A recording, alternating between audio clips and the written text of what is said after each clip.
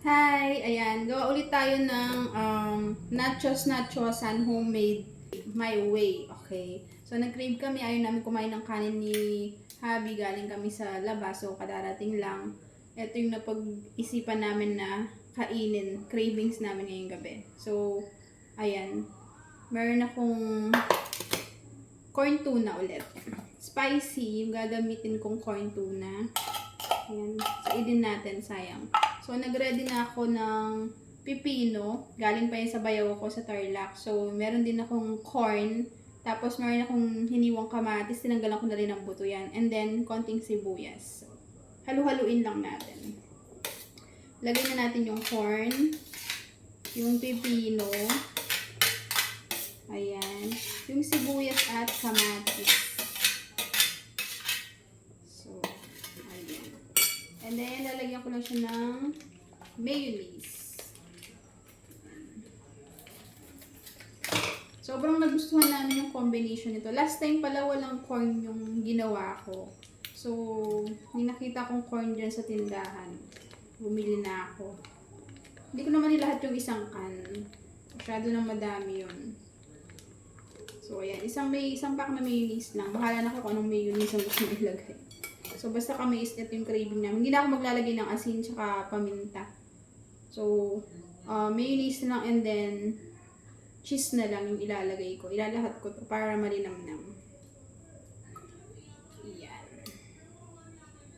Wait lang. Malambot. Sumasabit yung kuko. So, ayan siya. Wait lang. Ayan. Paraw namin kasi ayaw kumain ng rice since late na talaga kaming nakapang ng halian kanina. Ano na yun?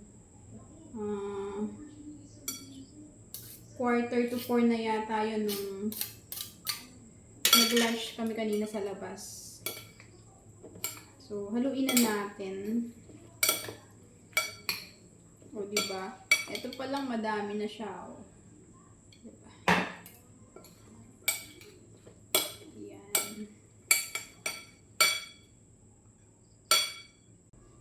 Oh, so ayan siya, oh. Marami na yan. Tapos partneran natin siya ng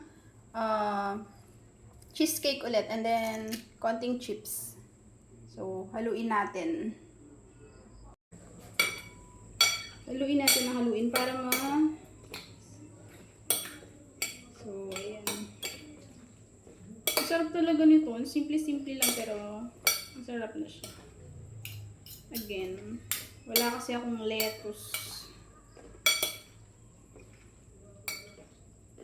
Ayan. Tapos, saka natin ilagay yung cheese sa ibabaw.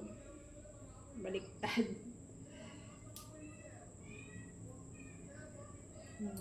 Bagong bukas yung cheese, kaya, ayan, dikit-dikit siya.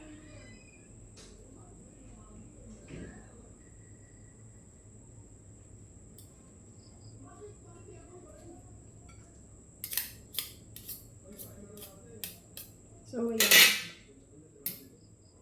Haluin na lang natin para lahat magkaroon ng cheese. Ayaw mag-iwa-hiwalay ng cheese, malagkit. Sarap.